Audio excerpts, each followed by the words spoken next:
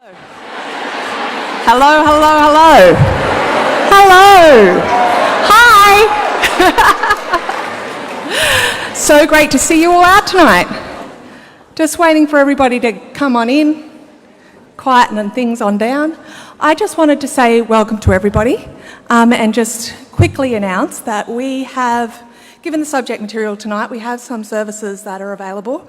There's flyers throughout the venue for folks if they become distressed and would like to get in contact with some of the services. We're also very, very lucky to have Casa House, the Centre Against Sexual Assault, with us this evening. So if people do find themselves wanting to talk to somebody, please just seek out myself or somebody else who's wearing a backstage pass, and we can help you out. And to kick off the evening, I'd like to welcome the wonderful Jess Ribeiro.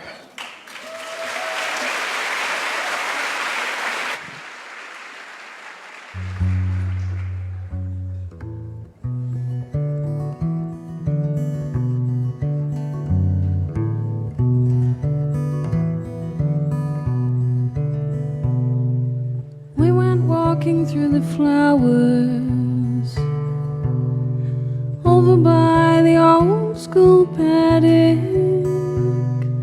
Mom and Dad were sleeping soundly. Brother Ben was snoring loud as I snuck out of my window to meet you at the crossing.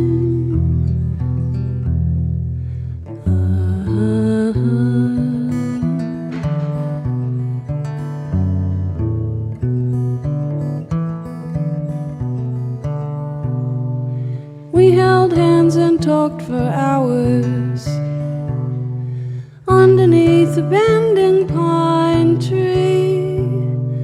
Laughed a lot, we shared a joint and a flagon of port from L.W. Burgess hardware store. Oh, soon, man, you've got me crazy. I'm cartwheeling over you, rolling down the hill. Write me letters, don't forget me when you go.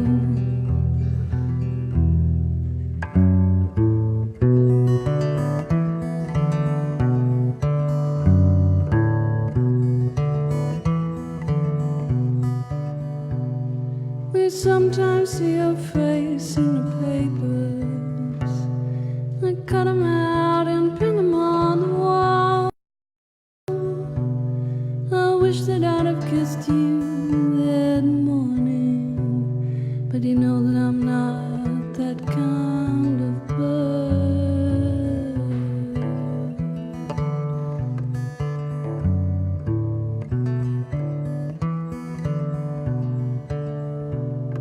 It's been a while since I went walking by the old school paddock. My father doesn't live here now. My brother's grown up and got a girlfriend.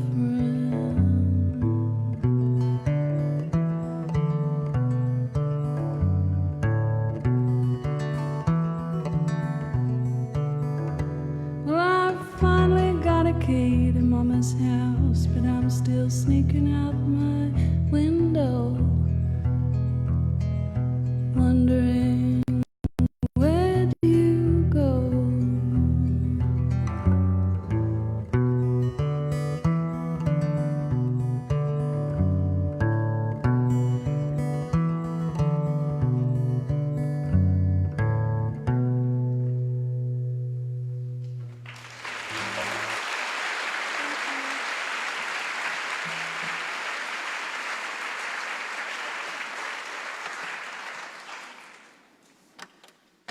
Thanks.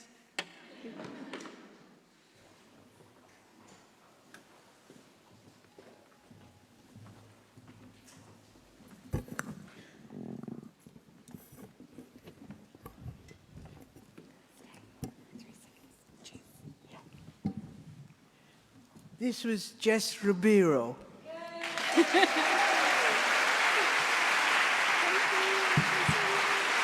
Portuguese. And she'll come back again. At the end. Yes. Thank you so much. My pleasure. Thanks. Good evening. My name is Leanne Miller. I am Julian Yagan Yalupna of the Yorta Yorta Nation. I'm also a board member of the Victorian Women's Trust. Tonight, I'd like to acknowledge my great-grandfather's country, the land of the Wurundjeri. I'd also like to acknowledge the Victorian Women's Trust Board and our association for years.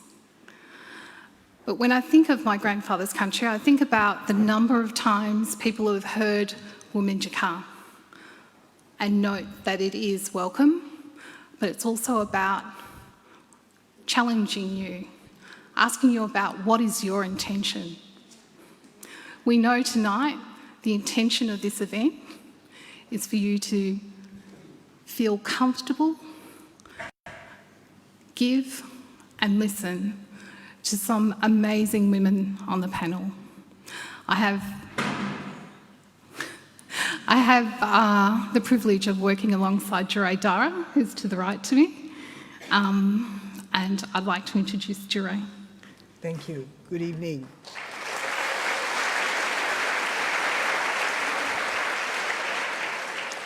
I stand next to Leanne because the Women's Trust for 28 years has had an equal relationship with Koori Women Mean Business, of which Leanne has been the executive director for 16 years. The board, the convener, our executive director, Leanne and I, we all work together. We will never walk in the work that we do for women and girls without walking with Aboriginal women in this state, if nothing else.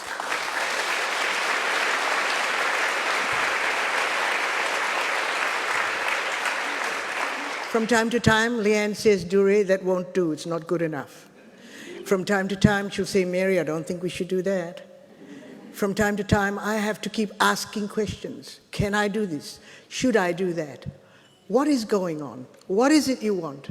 And my message to you is, find someone you can ask questions, do the work, be rigorous. All the people in the monthly and the sessions and all the journalists in this world work for someone. Talk to someone who's experiencing it. Talk to someone who has a real wish. 200 years of occupation and you think you can tell them what to do with 6 millennia of looking after this country? We have a prime minister who doesn't believe in climate change while the earth is suffering, and we're supposed to sit around like dummies? Do the work. The relationship for reconciliation is not about sitting and talking to each other about each other. It's about working together outside of ourselves so we learn the taste and the smell of our relationship and who we are separately and together. And we've got to do the work. I have all the time. I make mistakes all the time when it comes to issues of the Uluru Statement from the Heart. Read it, ask the questions, let's resolve to do it. Tarana has come to remind us that women of colour have to work very hard. 4% of the money in America goes to coloured women. 4%. And there are new organisations from the film industry who are getting a lot of money. She's not getting a lot of money. She's worked every day for 7 days. And I just say to you, without being in any way, not including myself, we have to do the work. What are you doing in your pillow talk? What are you doing in your bathrooms? What are you doing in your living rooms? Start the conversation with your children. Love them enough to let them have an understanding so they know, and they know what questions to ask. Enough said. Koori Women Business keeps us enlivened, engaged, and to a certain truth-telling. And that's what Aboriginal people are saying. We want the truth-telling, the truth. So let's forget about all the rhetoric and go for the truth. So thank you for coming and enjoy Tarana.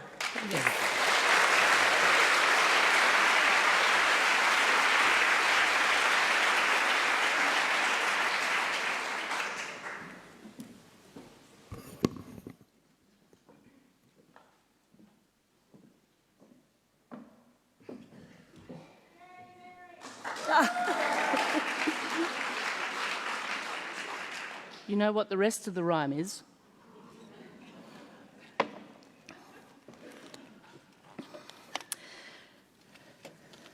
Thank you, Leanne Miller and Jure Dara. Your sentiments and friendship unambiguously sets the tone for tonight's event. Their grace, the deep respect they have for one another, their commitment to a shared cause and to action, and the importance of true partnership. The integrity of word and deed is also no better illustrated tonight by the life of Beatrice Faust, who passed on the 30th of October this year. Beatrice founded the Women's Electoral Lobby in 1972. She co-founded the Civil Liberties group in 1996. She was a passionate campaigner for abortion law reform. Beatrice Faust exemplified word and deed. And I know there are about 8 women who had the privilege of working alongside Beatrice during their time at the Women's Electoral Lobby, and they are here tonight, and I think it just is a timely reinforcement that we are nothing in the feminist movement unless we're taking action and going deeper than talk.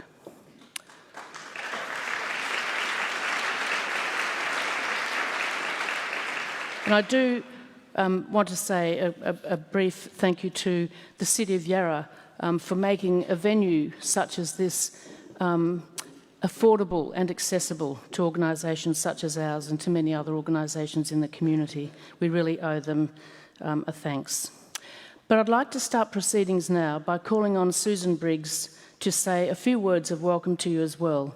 Susan is the Executive Director of the Sydney Peace Prize. She has a wide-ranging background in the not-for-profit sector, in the public and private sectors, and it has been an absolute pleasure to work with Susan in helping bring this special public event to Melbourne tonight. So if Susan would like to... Thanks, Mary.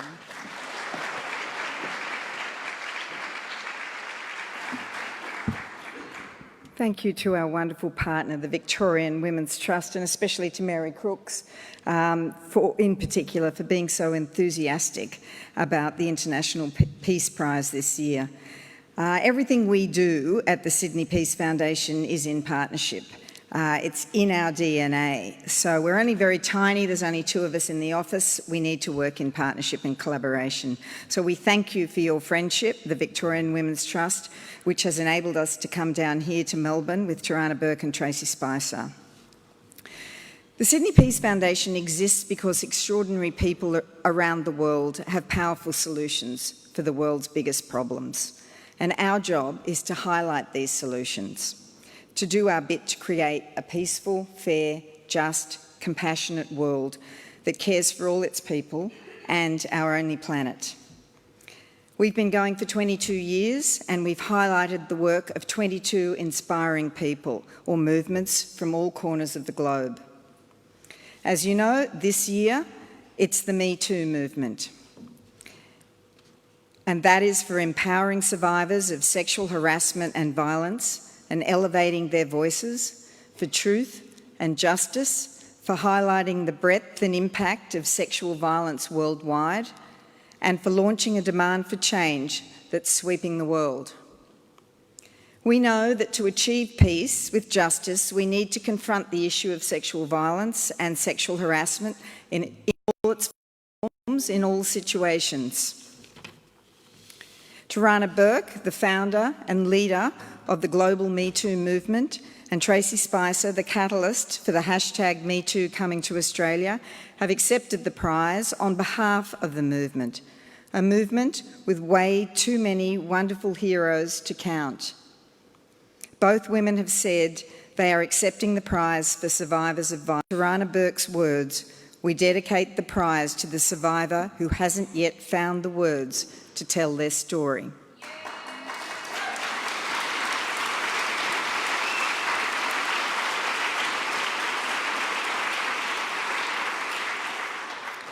If this prize encourages and contributes to the public conversation about harassment and assault, and if it reminds us that we cannot live in peace together If some of us are bullying, harassing, intimidating and assaulting the others, then it's done its job.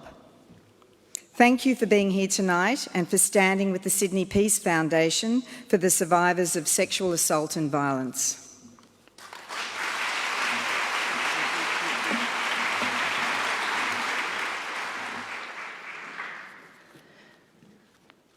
We've changed the format a little bit tonight. Tarana has had such a gruelling many days, and we're going to focus on her almost entirely leading a panel, and we've extended the time for that panel a little bit more. We won't be taking questions from the audience tonight because the process we adopted was for people to file us their questions when they booked their tickets. And so I've been through those and I've picked out questions that I think go to the central themes we want to explore on the panel. Can I say that there is information around tonight about referral services, and that we have organised, if there's an opportunity or if there's a need for anybody who finds aspects of this discussion triggering or disconcerting, to talk to and would like to talk to someone after the event, we've made provision for space and for professional support to do that. That would be a matter of connecting with Maria Chikuti, our event organiser. Let me introduce Tarana as the lead panellist in the following way. As a youth worker dealing predominantly with children of colour, Tarana Burke had seen and heard her share of heartbreaking stories. During a bonding session at a youth in 1997, one of the girls asked to speak to Tarana privately. Tarana describes it in this way. This girl had a deep sadness and a yearning for confession that I read immediately and wanted no part of it.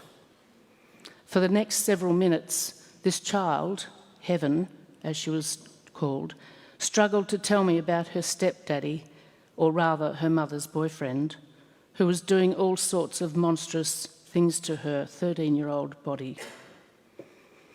I was horrified by her words. The emotions welling inside of me ran the gamut, and I listened until I could literally not take it anymore, which turned out to be less than 5 minutes. Then, right in the middle of her sharing her pain with me, I cut her off and immediately directed her to another female counsellor who could help her better. I'll never forget the look on her face. I will never forget the look because I think about her all the time. The shock of being rejected, the pain of opening a wound only to have it abruptly forced closed again. It was all on her face. Tarana went on to say, as much as I love children, as much as I cared about that child, I could not find the courage that she had found. I could not muster the energy to tell her that I understood, that I connected, that I could feel her pain. I couldn't help her release her shame or impress upon her that nothing that happened to her was her fault. I could not find the strength to say out loud the words that were ringing in my head over and over again as she tried to tell me what she had endured. I watched her walk away from me as she tried to recapture her secrets and tuck them back into their hiding place. I watched her put her mask back on and go back into the world like she was all alone, and I couldn't even bring myself to whisper, "Me too." This really bothered Tarana. She said it sat in her spirit for a long time. 10 years later, in 2006, Tarana Burke created Just Be Inc., a non-profit organisation to help victims of sexual violence. She sought out the resources that she had not found readily available to her 10 years before, and she committed herself to being there for people who'd been abused. and she gave her movement a name, Me Too. Please welcome as our lead panellist, breaker of the oppressive silence on sexual violence, civil rights activist, seasoned campaigner, warrior for justice and for a better world, Tarana Burke.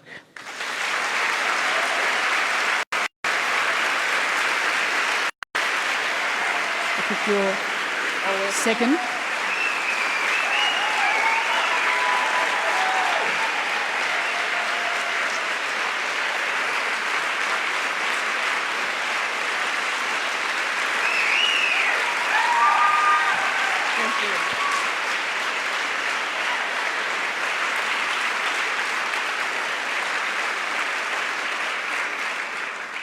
I think Tarana's feeling about her health and self-care has just gone up a notch.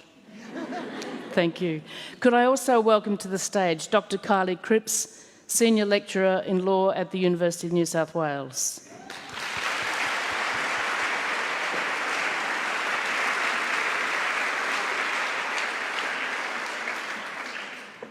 We have seen Kylie many times at Victorian Women's Trust. She's a proud Palawa woman. She has spent over 20 years doing intensive, far-reaching research on violence, family violence, sexual assault and child abuse within Australia's Indigenous communities. Could I also welcome Kate Jenkins.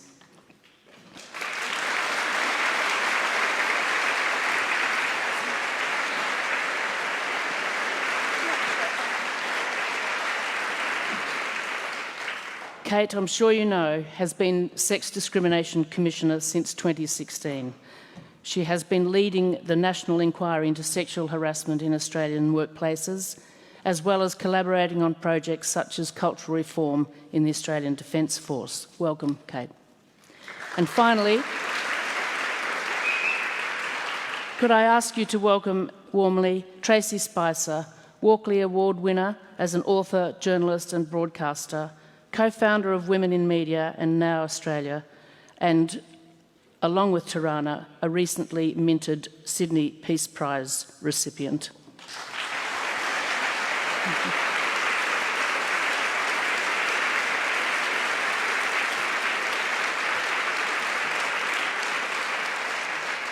Okay, so I'm going to take my place over there, but I'll explain. We'll be going in the panel for something up to an hour. We're going to try really hard to keep a focus on what we see are the central issues, offer a chance for all the panellists to reflect on their experience and their wisdom. I haven't given the four panellists any warning of the ground that we're going to cover, the issues that we're going to raise, because I wanted you to hear and see them, thinking hard on the spot in response to the discussion. And I have selected questions from the ones that were filed into us. They'll be threaded through the discussion. Thank you.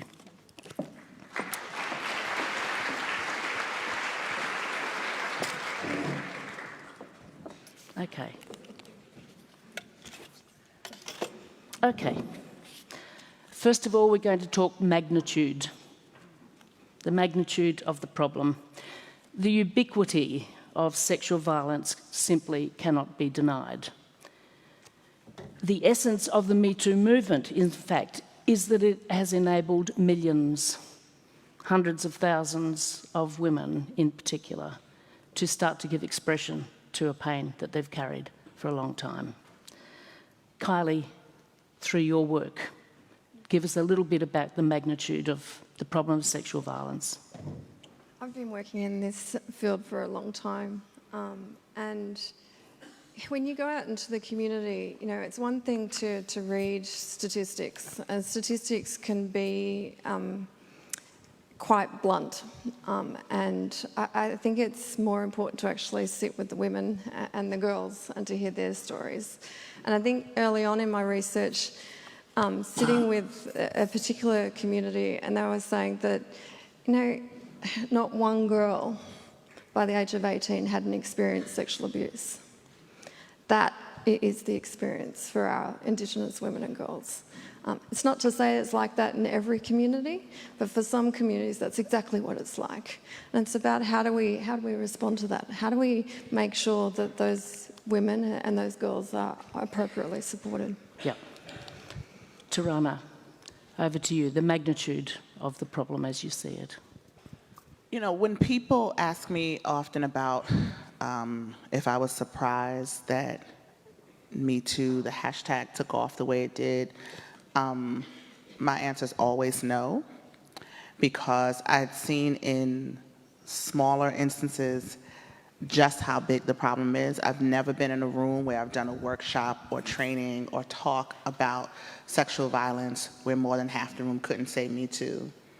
And that had been my experience since we started doing this work. I often say, we were talking about this backstage, if you're not a survivor, you know one.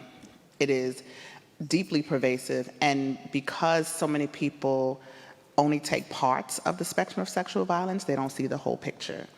But if we're going to truly talk about the magnitude of sexual violence, we have to talk about violent language, violent interactions, institutional violence, state-sanctioned violence, familial violence. All of this creates a spectrum of sexual violence, and we have to look at the entire thing.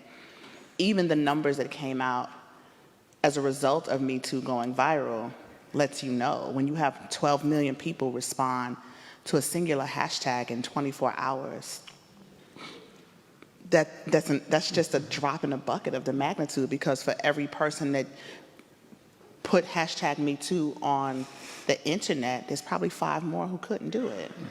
So it's deeply pervasive, which is why we categorize it and talk about it as a public health crisis. I'll come back to that later. Tracy Spicer, the magnitude from your experience.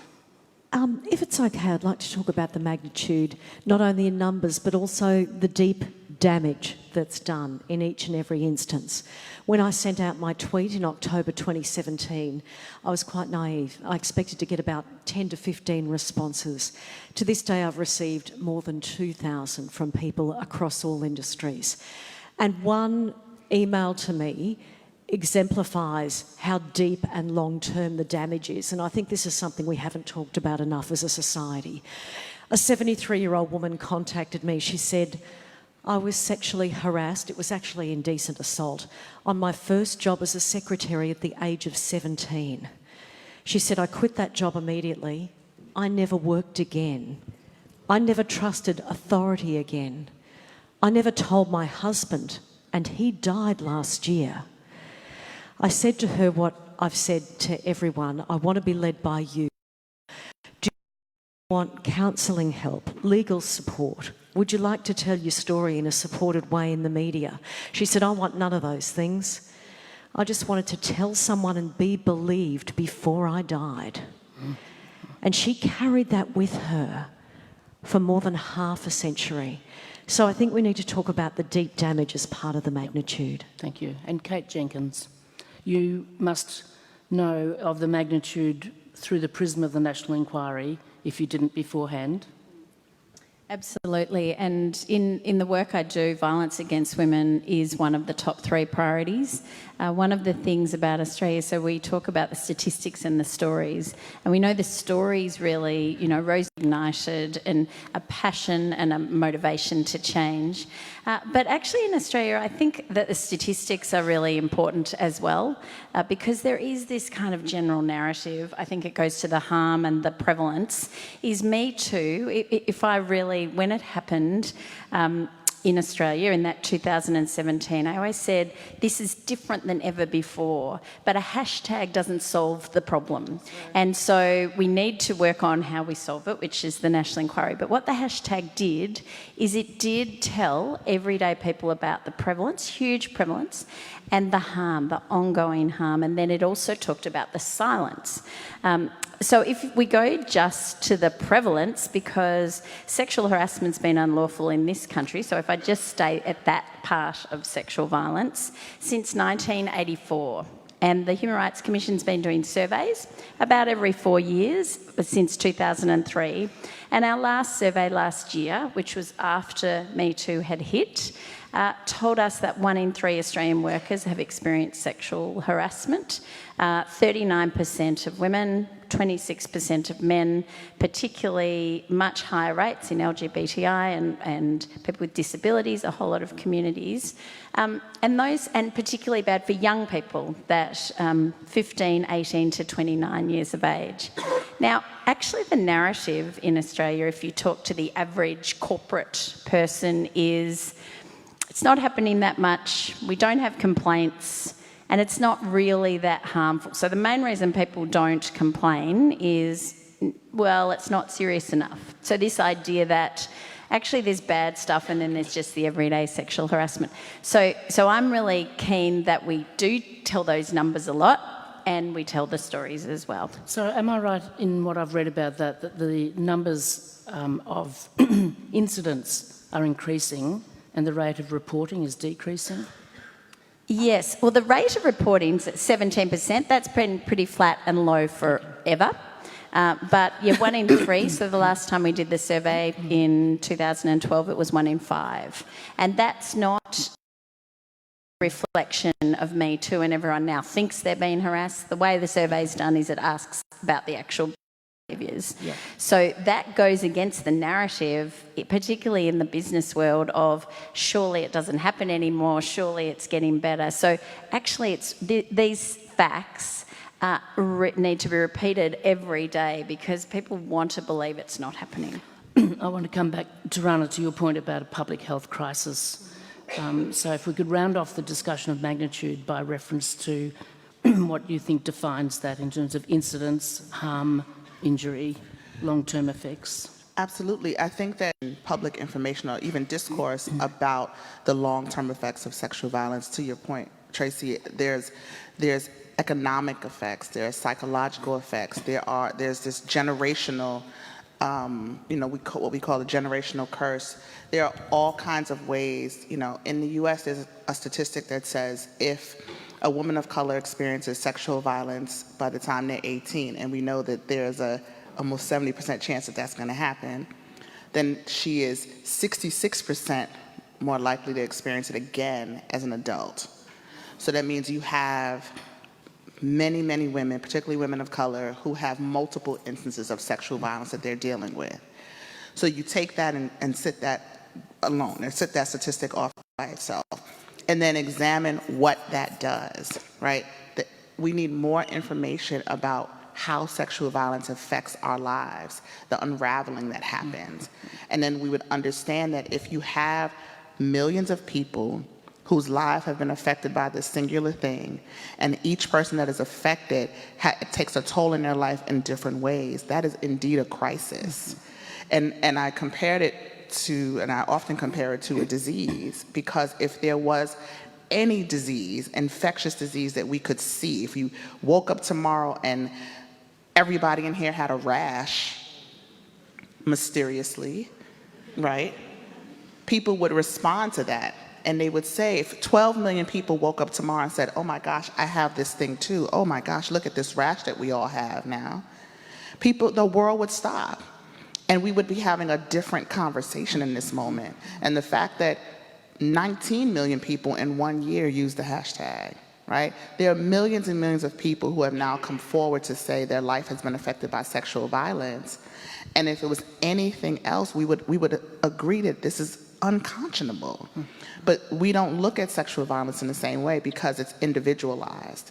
And so it becomes this person, oh, you need some services, you need to heal, you need to deal with your issue, but this is not a social justice issue or a public health issue, because also people don't feel, we need people to feel responsible. Just as responsible as we do, we need people to feel like it's a community crisis. If somebody dies violently in our community, we feel a need to rally around that and make our communities more safe. If somebody experiences sexual violence in our community, we need a similar response. We need people to say, not another child will die at the hand of gun violence, not another child will be molested in our community, not another person will experience sexual violence without our voices being lent to ending that.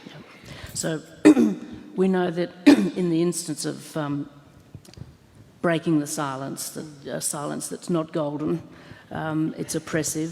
We know from all of our stories about girls and women recoiling and freezing in the moment and feeling burdened by what is a secret and feelings of shame and awkwardness. How far, as a panel, how far do you think we have come to date in tracing and understanding the complex web of attitudes that underpin unequal power relations that is the root cause of sexual violence? How far have we come?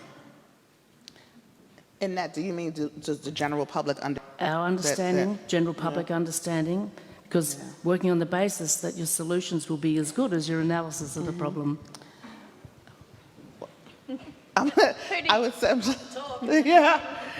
You know, I think that one of the things that needs to happen is that the narrative around sexual violence, as we understand it, as the general public understand it, has to shift. And I think one of the disservices that the hashtag going viral has created is this focus on the individual and not the systems, and not talking about power, and not talking about privilege, and not talking about access and unequal access and those kind of things, or as I call it, the unchecked accumulation of power and what that does. And so I don't know that we've come really far in people understanding those dynamics, because it's still very individualized. And so we think about individual bad actors, right? The boogeyman who jumps out the bushes, or the Harvey Weinstein, who is just if we could just get rid of that guy, things would be okay. When again, like I keep saying, there is another Harvey Weinstein right now. There are several of them right now that are in place with just as much power. You know, just to use pop culture for a second, when Harvey Weinstein's story broke and people were like, oh, it's appalling, it's just incredible, I can't believe it, you know? And one of the people in that crowd, in the voices, was Les Moonves, who was the CEO of CBS, who a year later had the exact same accusations levied against him with the same amount of people coming forward. So these getting rid of individuals does not undo a system. And so I do think that we rely very heavily on these singular stories and these salacious headlines, and think, you know, if we just pluck out the weeds, that we'll be okay, and that's not true.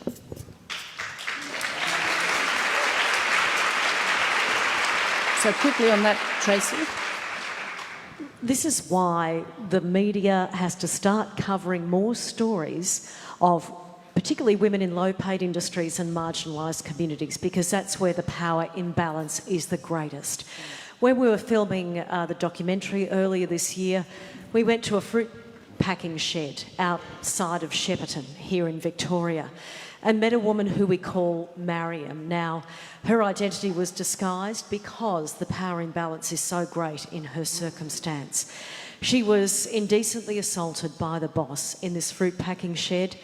She was on an insecure visa. Her and her husband had just come over from Malaysia. He worked in the fruit packing shed as well. And I cannot think of a story. I know that there are stories that are equally with such a huge power imbalance, but this just broke my heart.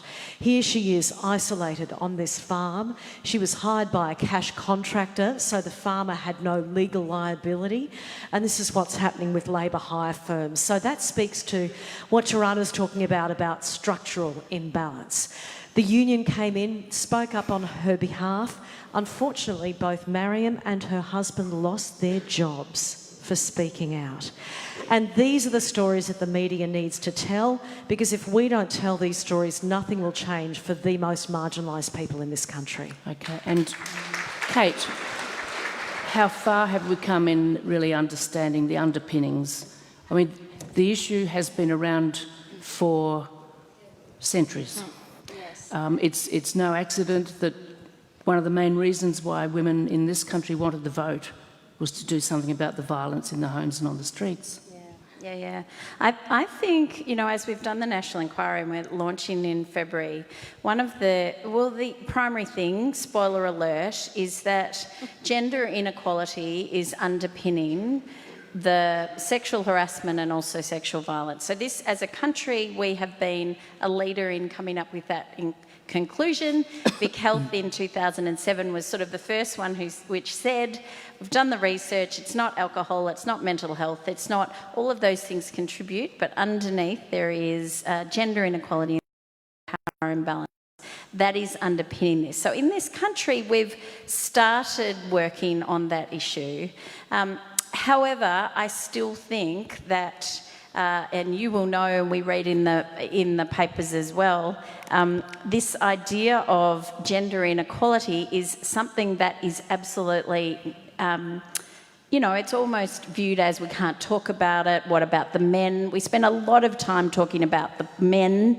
And, you know, the reality is gender inequality, so sexual harassment happens, doesn't mean that gender inequality isn't the circumstances. Going to, I guess, Tarana's point, the other thing that I'm really obsessed by is, as an employment lawyer for all those years, for 20 years, I did all these cases, and then I did some work with Victoria Police, which I think you know, and we spent a year looking at sexual harassment, sexual assault and predatory behaviour. And and it was strictly confidential. We heard all these stories, awful stories, some of rape, but also some of 20 years of just belittling and in that briefing of the top 20 before it all came out, they said, look, I know it's all confidential, Kate, but you know who the problems are. Could you just tell us who they are? Just like write it on a bit of paper and we'll never say that we had the names. And that was the moment, like 40% of the workforce had been harassed or preyed on in the previous 5 years. And I said, if you think there is a few names I can give you, so this goes to Tarana's, then you are misunderstanding the nature of the cultural and the systemic problem that you face. So to some degree, even though I think the media has been really critical for us to get to a point to do some work, I actually, from my corporate life, know that those corporates fear most media. So when we look at all the settlements, of which I always advise to get, when we look at the confidentiality, when we look at the pretending there's no problem here, it's actually because they're fearful their share price will be affected by media reporting. So I actually think we need to use all the levers, and media and spotlighting, which is what Tracy has done, has absolutely brought the government and for companies to the party. And now we've got to say, well, actually, no, we're not trying to tear down one company. We're trying to get all of you to get on board. Okay. But, you know, can I just say, too, the thing that talking about how far we've come in recognizing these things, people need to call out the systems that are underlying here. So, again, if you're talking about a case of these big corporations, that's capitalism, right? Nobody wants to use that. It's capitalism at the end of it. It's the same, if we're talking about power and privilege, it's the same power and privilege that allows people to discriminate and be racist can allow them to be sexist and be harassers and abusers. These are systems of oppression and systems that are in place that have been in place for a long time, that are directly connected to these various forms of oppression and various forms of abuse. And we have to say that out loud. We can't just say this corporation, it's these things, we have to say that. And Kimberly Crenshaw introduced, I think, one of the most powerful ideas within the feminist movement in the last 30 years around the notion of multiple layers of disadvantage and oppression, which in some respects is officially, I think, described as intersectionality. But if you really want to understand the multiple layered oppression and disadvantage by race, by class, by sex, Kylie, so much of your research, as I've read it, tries to unpack that deep, deep, deep layering of disadvantage and the fact that some people's the axis that they're on is just nowhere near as elevated or privileged as other people in society. Yeah, absolutely. And I think it's about how do we get people's stories to be heard, and particularly those that are at those intersections. I can remember in some of our research, of examples of women that were Indigenous, that were women, that were hard of hearing, who didn't have hearing, of a young woman who had been sexually assaulted, and she'd gone to the police and the police thought she was drunk. She's trying to communicate with them that she's been sexually assaulted, and they made an assumption based on that she was upset, obviously, and they couldn't work out how to interact. And I think we have to be really careful with sexual assault survivors. I think when someone turns up to a police station, it takes immense courage to turn up to that place and to ask for help. I might add, I think, without being facetious and being in this town, Tarana, where we've just had the race that stops the nation, that I did hear someone on the radio the other day saying that in relation to the Tanya Day tragedy of the loss of her life, being picked up by railway officers and security people from the train, that on Melbourne Cup Day there would have been thousands and thousands of white women, drunk as skunks, on the trains and not being picked up and not being meeting their fate. And I think that we actually have to recognise that in this country that our women are particularly vulnerable, that because of race, because of sex, because of the other ways in which our being intersects with poverty, with being traumatised.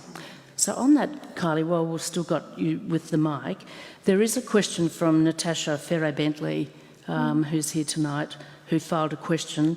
She's working on a project, Stand and Strong Together. So to you, given that a lot of your research, you have focused on how difficult it can be for Indigenous women to disclose in terms of their family, their kinship networks, the remoteness of their communities. Natasha wants to know, can you see hope? Can you see it possible to find some hope for First Nation peoples in dealing with these really fraught questions of sexual violence, disclosure, support? Yeah. I've been working in this space since I was 18, and I do see hope. I see change. I see that we have services that we didn't have when I was 18. We do have people willing to hear. And for the Indigenous community in particular, we've had state-based inquiries right across this nation that have demonstrated that our community is willing and able to address the and discuss these important issues. And I think that gives our young people hope. It doesn't mean that it's not hard to talk about this. It doesn't mean that the first person we talk to mightn't actually hear us or understand our experience. But there are people out there now that are willing and able to. And what about the generational issue that I know you have focused on? Yeah, I think the other important thing I think we need to recognise is that, and I've come back to two reports, Little Children Are Sacred from the Northern Territory and a report from New South Wales. And both of those talked about how our young women go to their mums or their grandmas and they tell their mums and their grandmas and they don't listen or they don't act the way that the young people think they should. And that's because mum or grandma or auntie or whoever that they've told has had that experience themselves. And it's about how do we make sure that when we're providing support to our young ones, that we're also providing an open door for those mums, those aunties, those grandmas to actually address their issues too. Because it has to be a community healing. Yeah. It can't be just focused on the individual. It's got to be about how we heal our family. Yeah. That's what's important.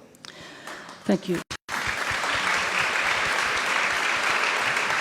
Tarana, you referred before to the archetypal person, the Epstein or the Weinstein, and from your writing, you warn of the danger of that, and you've hinted at that tonight, dispelling the notion that if you simply removed him, then it would all be well. So it seems to me that, we're becoming very used to the grotesque masculinity that underpins the sort of Trumps and the Epsteins and Johnsons of this world, with their overweening male privilege, unearned, I might add. But we've also seen their ability to close ranks and to use their vast power to protect themselves and go into settlement agreements and hush money and so on, and yet still aspire to office, gain office, as though they're made of Teflon. So, but I want to know the grotesque exceptions like Epstein. What is the danger of that archetype? Is it that it makes others on the spectrum less noticeable in terms of incidents of sexual violence? Absolutely. I think that we create boogeymen and we all get to ooh and ah at the Epsteins and all of these names, and they become synonymous with this thing when those people live in our communities. The same way they close ranks in these power structures, they do it in college football teams, they do it in high schools, they do it in churches. It happens in our communities every day, and if we just keep focusing on these individual bad actors, as I call them, or boogeymen, then we will not pay attention. And I also think it's a way for some of us to deflect from that. We know those people exist in our communities, but it's easier to say, oh, look at those bad people over there, and not reflect on what's happening in our families, in our homes. And it is really, it's a problem. It's a really big problem, because the conversations have to shift in order for us to really get to the heart of the problem of sexual violence in our communities. Yeah. And to your point, I think a very, very good point about healing intergenerationally. Some of this silence has been, a lot of it has been passed down from generation to generation. We've been conditioned almost to only respond to these big stories, or only respond when it becomes larger than life, but to be silent when it's happening right around us. And I talk to young people all the time who, say, I really want to do something about this thing happened to me, but I can't tell my auntie or my mother or whoever because they won't believe me. We do need intergenerational healing. Our first community healing circles, when I started doing work around Me Too, purposefully had elders, older women, and younger women. The older women in the group weren't related to the younger women, but it was important to me that we had representation of older people who could be understanding and who could hear what these girls had gone through. And I think we have to recreate those kind of spaces in our communities so we can change the conversation. I want to talk about backlash, because there's signs of backlash. It had me thinking today, paraphrasing or rejigging that put down about, hell hath no fury like a woman scorned. It strikes me that hell hath no fury like patriarchy scorned. They're so sensitive, right? and I totally get that there will be a lot of men and powerful men who don't want to relinquish their gendered power. If you're on a good thing, you want to stick with it. But it's power which has actually subjugated women for centuries. But I've also, I'm disquieted by what I see as some dramatic tensions within the broadly defined women's movement as well, which I think, personally, I find it a really unfortunate distraction. And I see that it gets us away from thinking what the main game is here. And the need for sustained hard work. So there's a question from Joanna Fletcher in Thornbury. How do we push back against the pushback? I might get you, Tracy, to start, and we'll work around quickly. How do we push back against the pushback? Okay, well, let's talk about men first, because I like to call it a commercialised corporate chauvinism. And what I mean by that is the talkback radio hosts that make an awful lot of money out of pushing this incredibly misogynistic line. Now, some of them are genuinely misogynistic, I know a lot of them, and some of them are not, but they know it gets clicks and they know it rates. And I think that is reprehensible. In a way, they are worse than the ones who are genuine misogynists because they're making a bucket load of cash out of it. The same thing. Sorry, go ahead. No, go for it. No, I'm saying it's the same. If you pretend to be or you are, you are. That's exactly right. Okay. That's exactly right. So I tend to kind of, ignore a lot of those idiots. With regards to some women who are criticising aspects of the movement, I mean, we live in a democracy. Everyone's entitled to their opinion. But I think to move forward that we have to communicate in a very civilised way. And I want to go back to, I understand people's anger. Goodness me, and it's totally justified. But going back to the Sydney Peace Prize, we achieve peace through justice. And we can't kind of criticise violence while being violent ourselves or feeding into that patriarchal narrative of violent language. So all I would say is disagreement is great, but let's just do it in a civilised way. Kate. My sense on this conversation is, the research, and Vic Health has done particularly some good research, but there's a range of pieces of research, and the Our Watch framework of Change the Story says it's to be expected when you're making progress. But one of the things I think in Australia is I think Tarana's visit here is perfectly timed. So we think we had, the sort of 2017 and the reason I think is, and we're getting lots of resources including this live streaming to reuse, is that actually we need to go back and talk about the topic.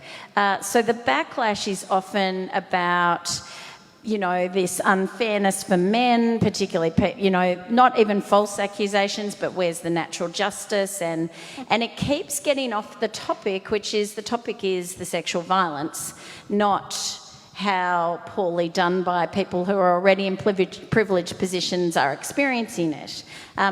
So I actually think that the backlash, I think to Tracy's point, like if I look at the community, I think when I speak, and this might be this room here, about 10 to 20% of the people agree with me and are interested to hear me, and probably 10 to 20 absolutely will never, it doesn't matter.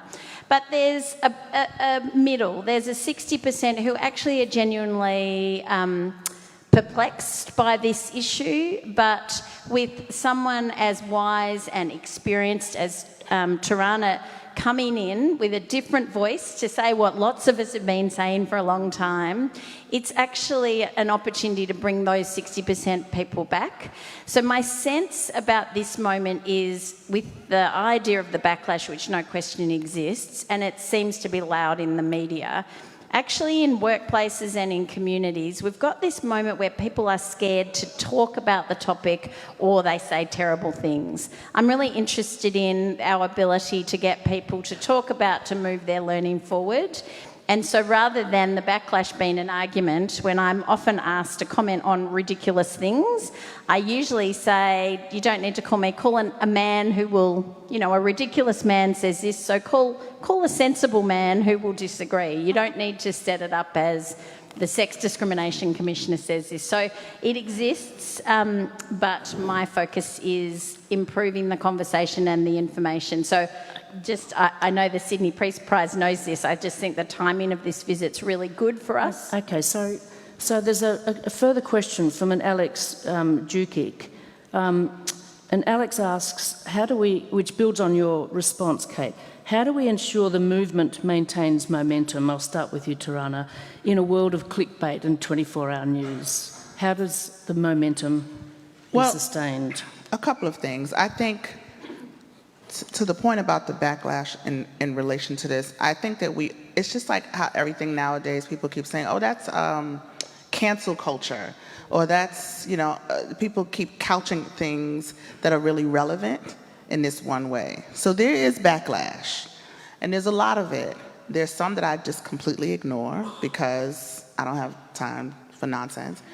And then, I'm not fighting with people who are purposefully ornery, right? And then there's some that we have to pay attention to because we don't get it right all the time, right? And so I am an individual person who had a vision, and I have, even the ways in which I've gone about executing this vision have changed and grown over time. And so I recognize that I don't get it right all the time. And so when some backlash comes, I have to pay attention to that, particularly if it's from communities that I say that I want to serve.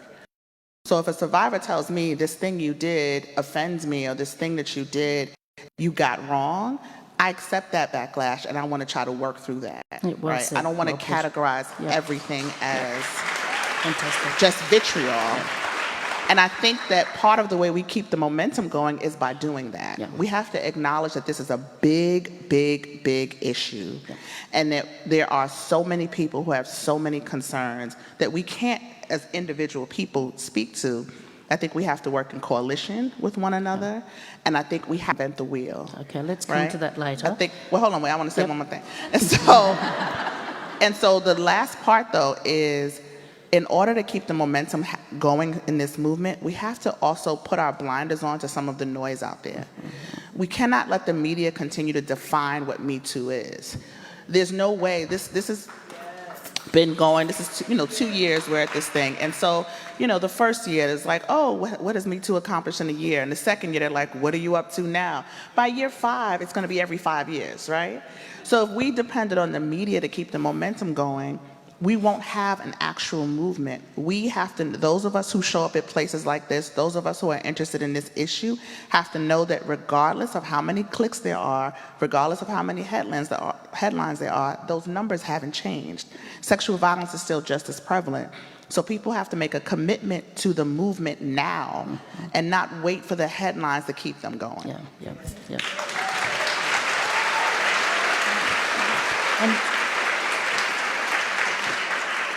Tracy's talked about backlash in terms of, commercial, corporate, highly paid guys.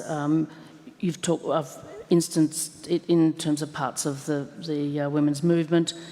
You've talked about, Tarana, about heeding some backlash, taking notice of it in terms of further insight. Final question from one of our questioners, and I'm actually going to I'll address this, I think, to you and Kylie, and I'm not actually going to say the person's identity, because the nature of, I think, her question, in my view, might make her exposed. Okay. So I think it's a young woman from Melbourne South East, and she asks, do you have any advice for women who are afraid to talk because their male family members will give them more grief than their community? I think that's... So I'm talking backlash within a family. I think that's a really important question. I think that when we think about backlash, we have to think first and foremost about women's and girls' safety. How do we make sure that they're going to be safe and that they've got a safety net for them when they come forward? I also think that it's a hard one because, as victims of violence, you never quite know what you're going to get when you actually come forward. Right. And you can't counter that the person you're going to go to is going to be a safe person, and that they're not going to be the person that's going to give you backlash. Yeah. So it's about how do we, as a community, provide that safety net for that backlash. And I think, too often in the Indigenous community in particular, because that's what I'm familiar with, that backlash in our community can close down our young people and our women coming forward. It can close down their safety. It can force women and young girls having to leave communities because they're not safe. And we've got, as a community, got to stand up and say, well, how do we hold people accountable for that backlash? How do we make them responsible and accountable for that situation? And that's not just necessarily within our families or communities, it's also holding the media accountable. Because too often, when it's an Aboriginal issue of sexual assault, it's often seen as it's an Aboriginal sexual assault, it's not our business. Okay. Thank you, Kylie. Tarana, what would you advise about a family member? Yeah, I get this question often. The thing I tell people, anybody that's going to disclose, is that disclosure is not easy. And yes, people put the hashtag out on social media, but one of the things that concerned me when I saw that was that that there's no safety in that, right? That people were just sort of cutting and bleeding all over the internet, and there was no container to process. And so for anybody that wants to disclose, I think you have to think very hard and deep about how you do it, and you have to have a plan. I think that, to your point, sometimes people disclose and the first person they tell is the worst person you could possibly tell. So it takes some introspection about thinking about who your team is, who your tribe is. And in a family situation, if you tell it publicly and you think you're going to put yourself in danger, and I mean the kind of danger that backlash does to you emotionally, then that might not be the place to tell. I think having a plan of finding somebody outside of your family and outside of that structure is really important. And a lot of us have to do that. A lot of us, particularly in communities of color, you have to go outside of your family structure to find that, because the culture of silence, I have, in my own world and in the world of sort of talking to survivors, numbers of times where I've had people come and say, I told my mother and she told me don't say anything. Or I told this is the thing. And it's like the inclination, particularly again in communities of color, is to protect our men because they have so many other daggers coming at them from outside of the community. And so we are forced to put aside our own pain, trauma, in order to support this family structure. And so there's lots to talk about that, but putting that aside in terms of the immediacy of what this this person is talking about, I say do a little bit of research and find out where support exists. And if it feels like it's going to be adverse to your life and your existence in that household or in your community, do not disclose in that community. It's just not going to be worth it. In general, I want to say to people who are struggling about disclosure, there's something about this moment, and this moment in history, I think, not just with Me Too, but pop culture, that makes people feel like if their story isn't told loudly and publicly, that it's not valid, and it has to be validated on the internet or validated in, I've gone to colleges where students are doing like poetry slam kind of events where it's just one person after another coming up telling the gory details of what happened. I encourage that. Disclosure is important. But disclosure is important because we need to get it out of our bodies. For those of us who have survived sexual violence, it is important to get that trauma out of your body, out of your mouth. There's something cathartic about saying it to yourself. The very first person you have to tell your story to is yourself. Because when it happens, we put it away, we put it in a box, we put it on a shelf, and we don't want to think about it or talk about it anymore. And so when the truth bubbling up and has to come out, talk to yourself in the mirror. If you're able to tell yourself your own story, that is the first step of starting a disclosure process. But you don't have to ever say Me Too. You don't have to use the hashtag. You don't have to tell your story. You don't have to say it out loud. You could whisper it in the wind. You could write it in a poem. You can put it in a journal. You can tell it in a pillow. You can tell your best friend. You just need to get it out. Don't feel like this moment calls for validation and you have to write a news story about it or put it on Insta, whatever the social media thing is. Because you can't guarantee your safety in that way. So that's just a message in general about disclosure that I think is important for people to hear, because they think, I want to be a part of the Me Too movement. We are here, we exist, we are talking, we are representing this so that you don't have to. And I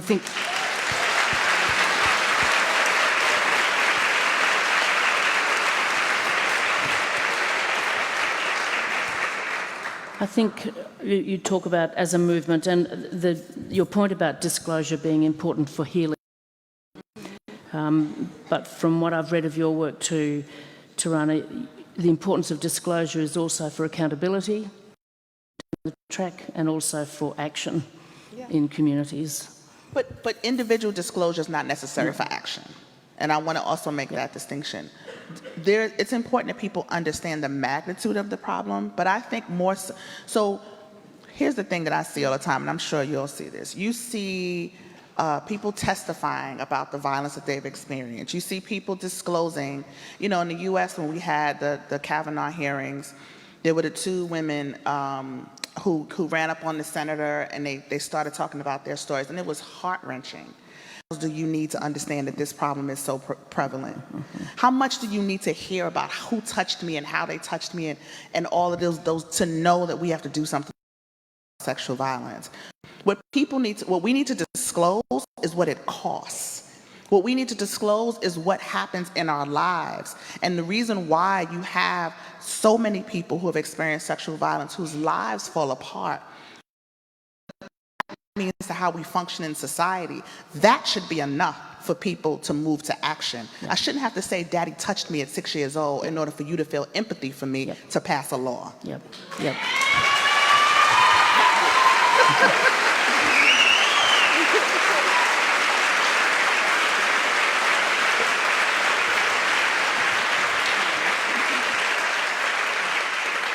I think that's since 2006 with Me Too, in that so many thousands of women around the globe have felt a sense of connection enough for it to build. So the question of Me Too as a movement, we've seen this vast scaling up of something that is deeply personal. We can't expect movements of this sort to necessarily be coherent, to have clearly articulated goals that are all shared. It doesn't necessarily have enough resources, and there are setbacks. Denise Chapman filed a question in which I think is really important for tonight, and your notion, Tarana, of getting on with a lot of it now.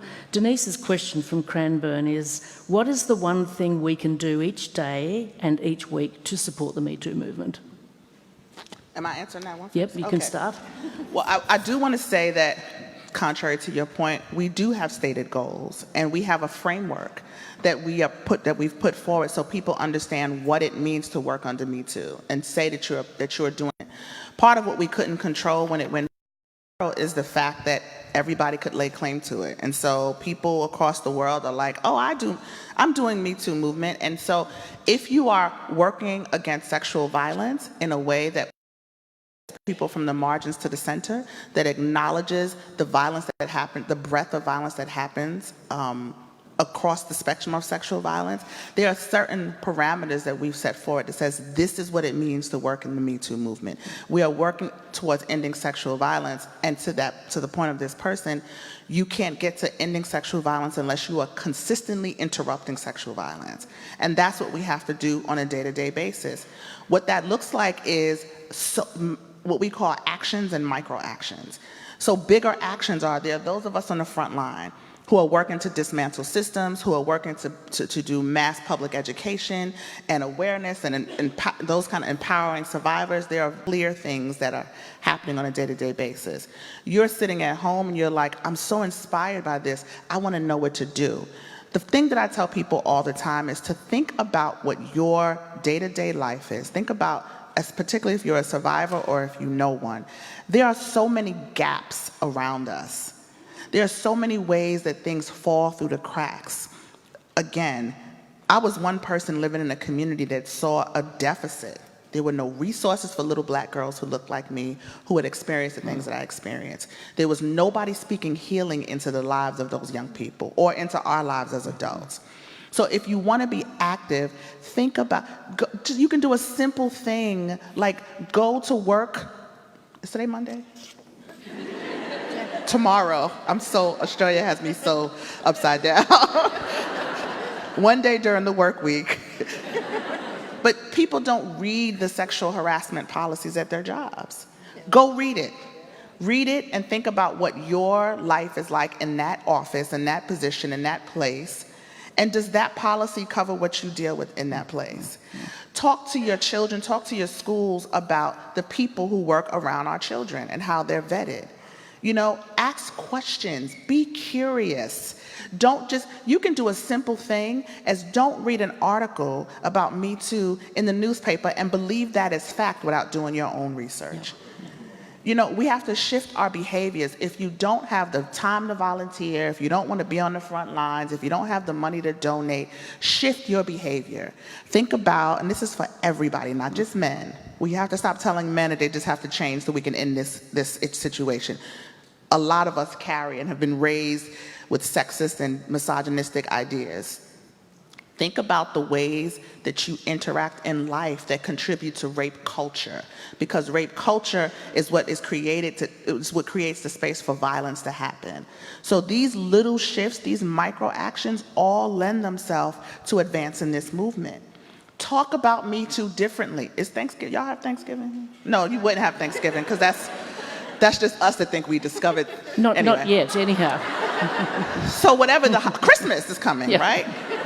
Just trying to think of a family holiday. I love that Christmas is in summertime here, by the way. It is freaking me out, but I love it.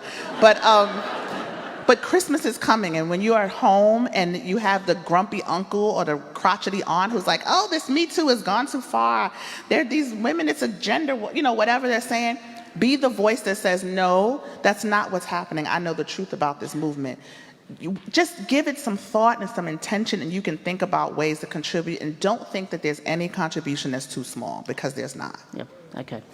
I'm going to ask...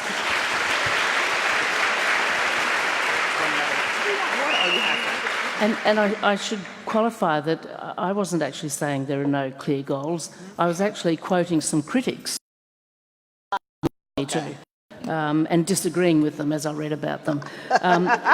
But we've got a little bit more time. I want to talk about the systems change, addressing the more systemic basis to this, with a sort of vision by 2030. One of the drivers, I think, of the Me Too movement is of the possibility of a better world, a possibility of shaping the world, of not, in feminist terms, wanting a society where women are equal to men in terms of how they behave and what they aspire to, but actually a better world, fashioned from the strengths of the existing world and fashioned in response to the awful things that happen in our world. So, assuming that all the panellists are fired by a better world for all, Lisa Carson in Canberra fired in a question: what does a world without male violence against women look like? I mean, I know it might seem a really obvious question. If we want to stop the violence, want to stop the sexual violence, what kind of world do you think that takes us to in terms of qualities, power relations, reciprocity, respect, and so on? Tracy, let's start. Let's work quickly around the panel. I would briefly suggest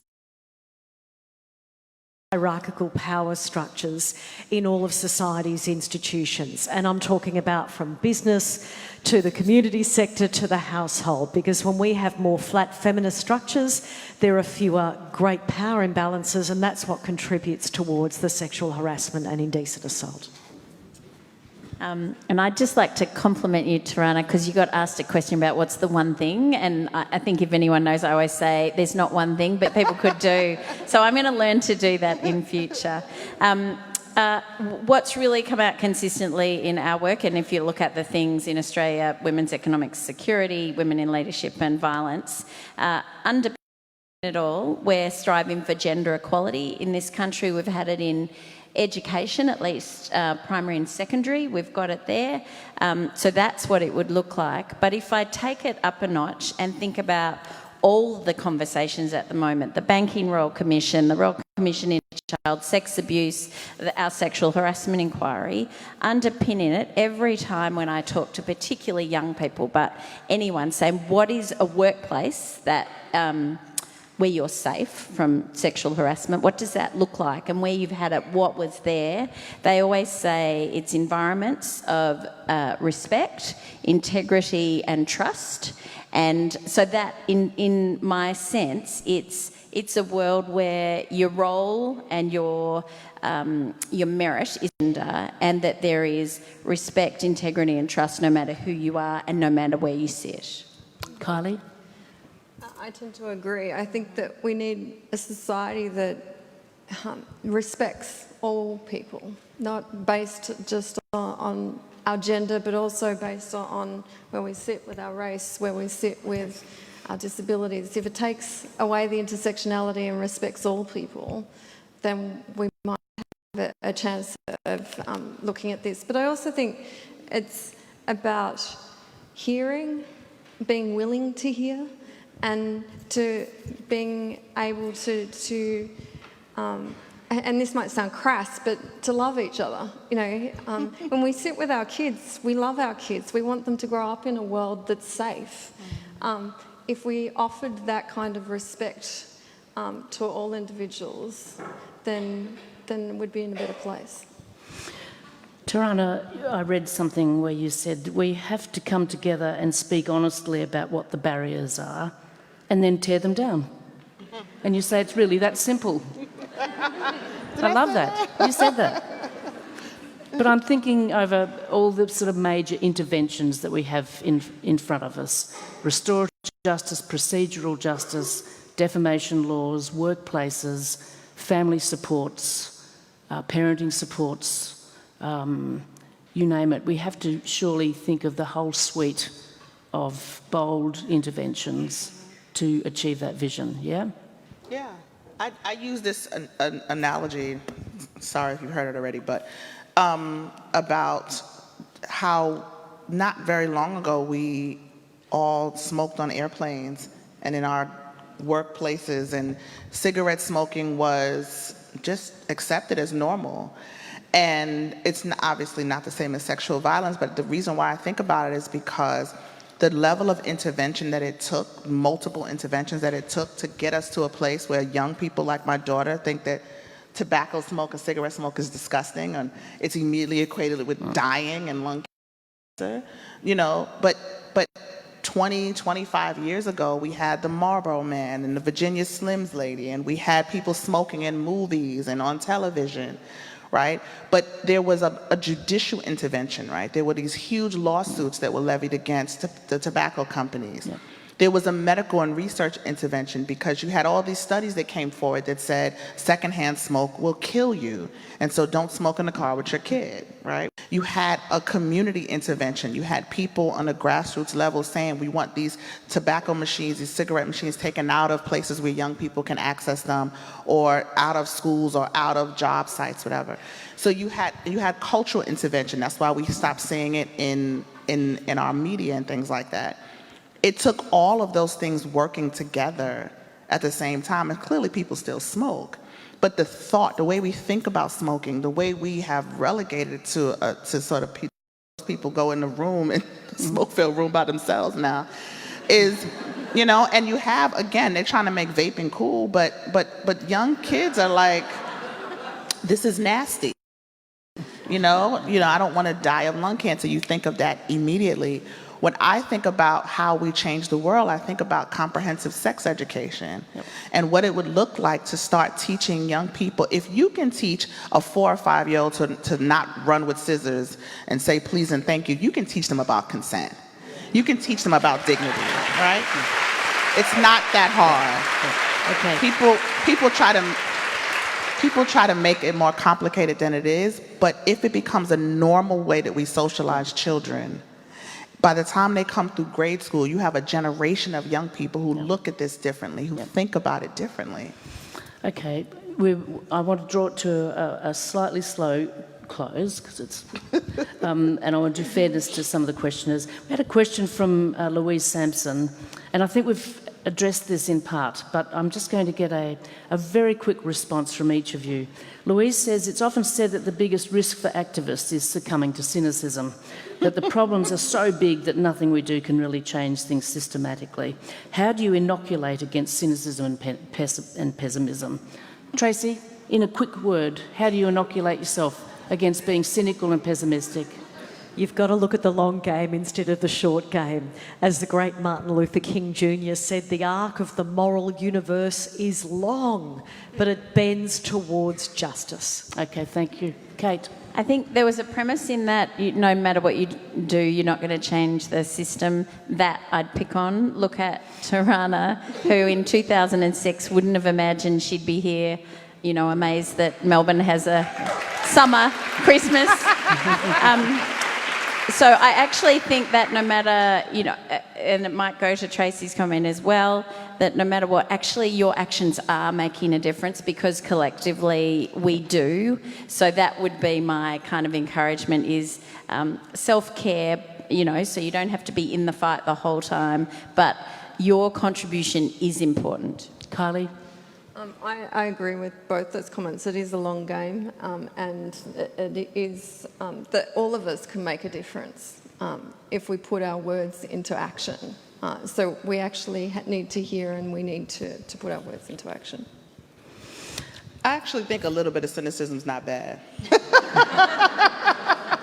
I think we have to be realistic that this is hard and it is thankless sometimes. And I have put this thing down and picked it back up several times because of it. I think that when you feel burned out, you should stop. I'll just say this really quickly. I had the beautiful gift of interviewing, or talking to rather, Toni Morrison, the author Toni Morrison, who was just one of my favorite people in the world. It's actually my daughter who asked the question about what do you do when you feel burned out and you have writer's block? And she said, I don't believe in writer's block.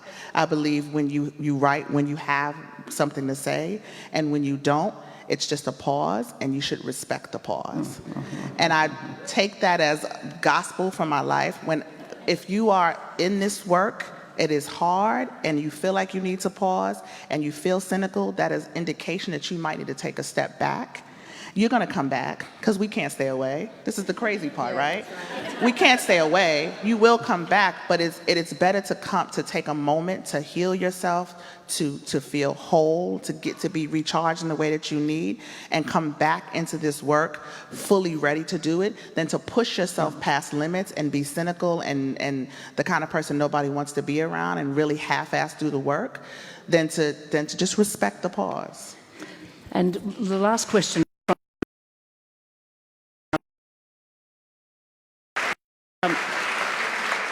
And this is not last but not least, or, some deference on my part to it being a male questioner, but we do have a question from Ross Eggleton.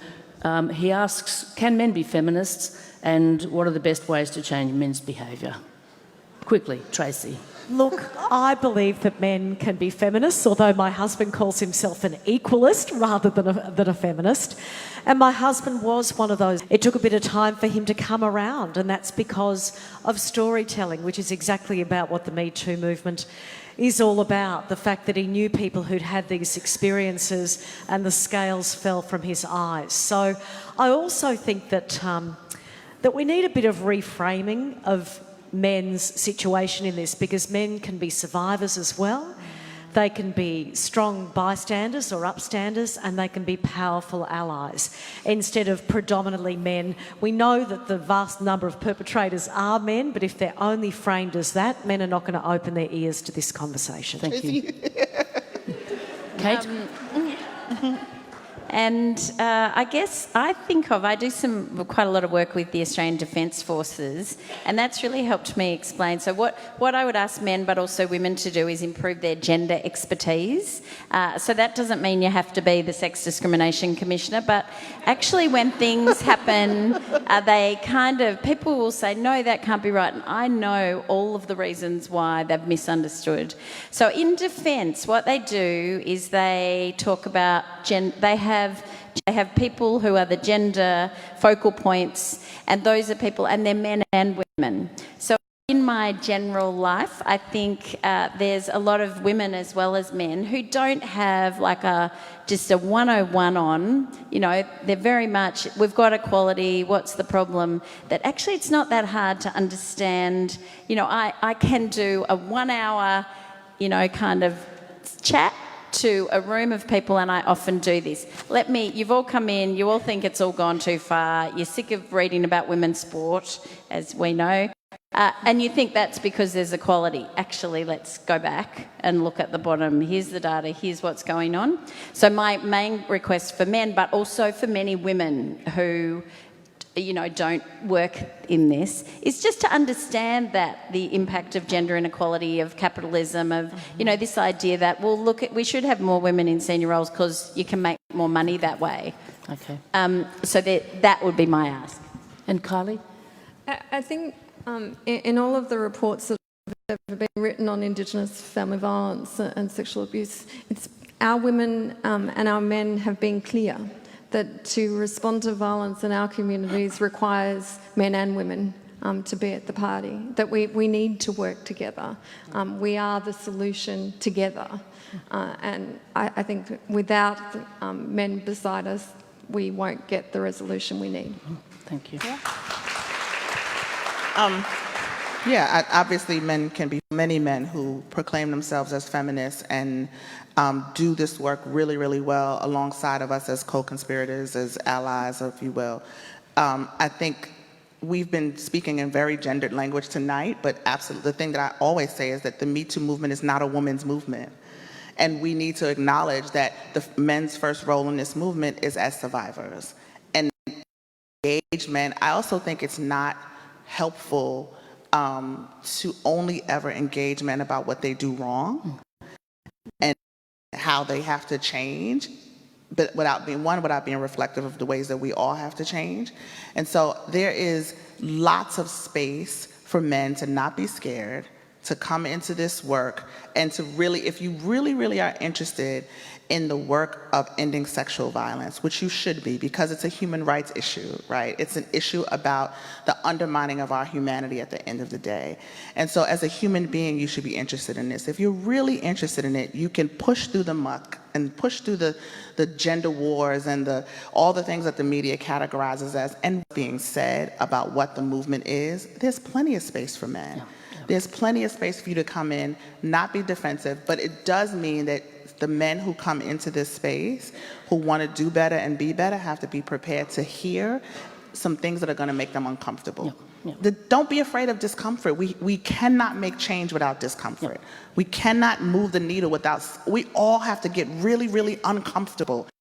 And with the statistics, with the stories, with the reality. It's okay. You'll be comfortable again at some point, or maybe you won't. Okay. You know? Okay. So I'm going to give the last word to Tarana in some writing of hers. Oh. She said, no, I mean, this was amazing. I am one person who saw a problem and tried my best to ignore it. I tried to ignore it when it happened to me. I tried to ignore it when it happened to folks in my family, and I tried to ignore it when I saw it ripping my community apart. I tried and tried until the part of my heart that has a passion for justice could not ignore it any longer. Today, none of us can justify ignoring it. Thank you, Tarana. Thank you.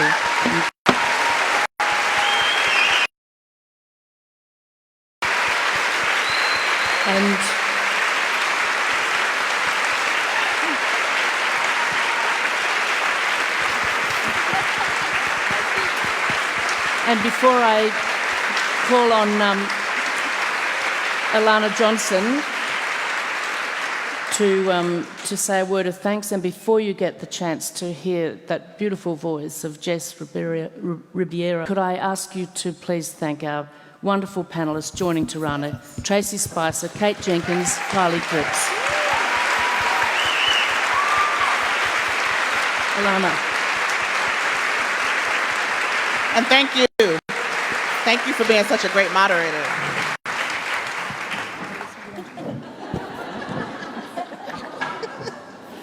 Psych, I wasn't going that hour just flew, didn't it? And it'd be lovely to sit here for another hour. I just feel like I wanted to soak so much more in.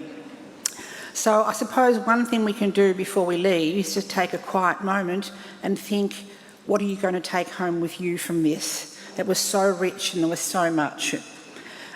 For me, I know that Tarana's statement, make a commitment to the movement now, don't rely on the media for momentum, is a powerful statement for me. The notion of changing the narrative, of actually starting to talk about systems of oppression, about gender equality, and having the conversations with people. I think Mary made that very powerful statement at the start.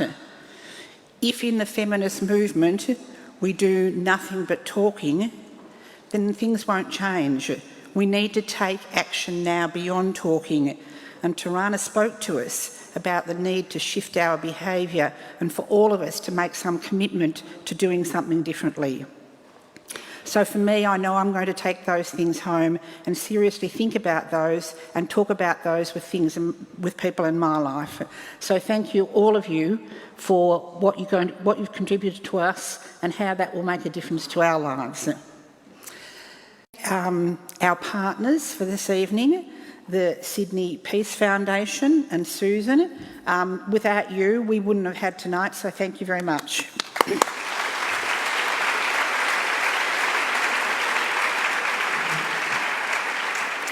And to be here in the wonderful Collingwood Town Hall, it has so many stories of its own.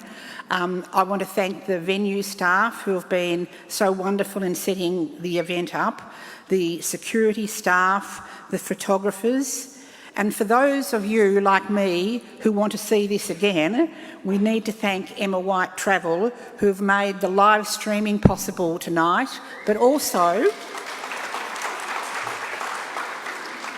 that you'll be able to view this for the next 12 months. So spread the word and get as many people looking at that streaming as you can. Of course, events like this are synonymous with the Victorian Women's Trust.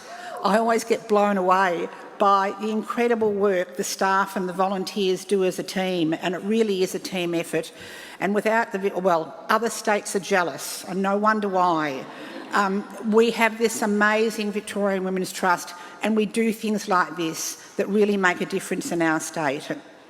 So, in plugging the Victorian Women's Trust, don't forget to buy some merchandise in the lobby, to actually have a sample and think about subscribing to our podcast on money, power and freedom, and to think in your own way how you can support the Women's Trust and how you can spread the good word about the Women's Trust and what we're doing. So as the panel now step off the stage, I'm going to reintroduce Jess Ribeiro, who's going to come back and appropriately close the evening for us.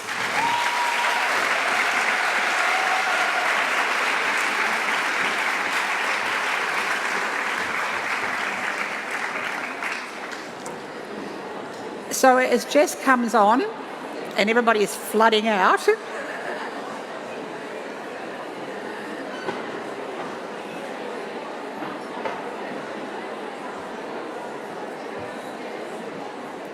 I think the other person that we need to give a great round of applause to is the Executive Director of the Victorian Women's Trust, Mary Crooks.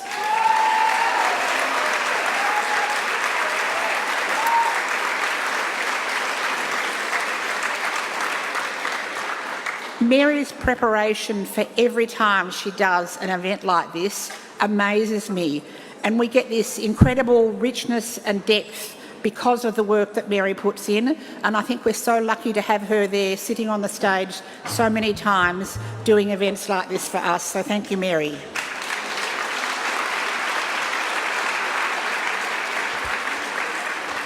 And so we welcome back Jess Ribeiro. So Jess is an award-winning singer and songwriter, and that beautiful opening that we had, I was reading about Jeff and it said her narrative poetic songs are said to travel across the desert like a westerner. Well, actually, I think they actually travel across us like this beautiful breeze. I just love it washing over us. So thank you, and please welcome Jess Ribeiro.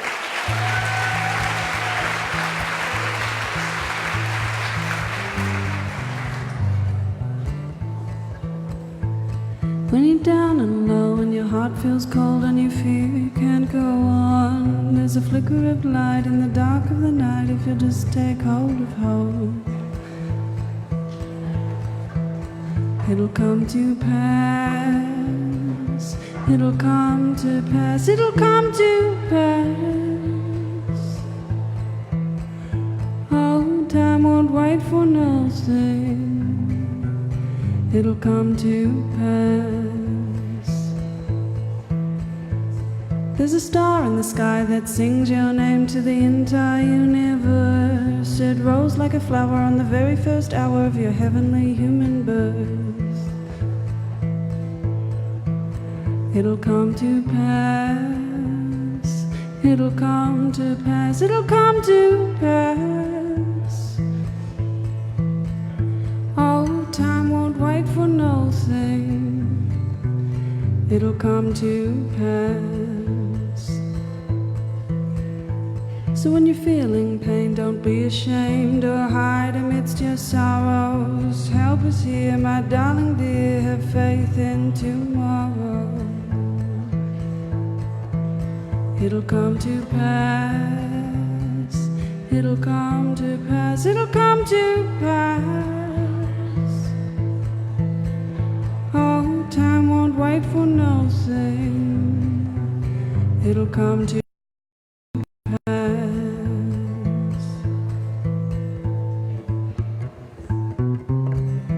All of this, the mess we're in, remember it will pass. Though it's grim, don't give in, believe in tomorrow.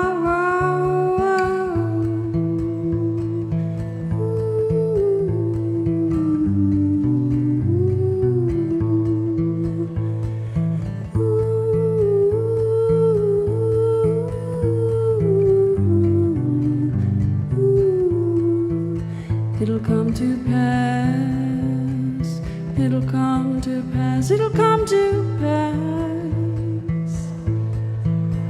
For nothing, it'll come to pass, it'll come to pass, it'll come to pass, it'll come to pass. Oh, time won't wait for nothing. It'll come to pass. Thank you.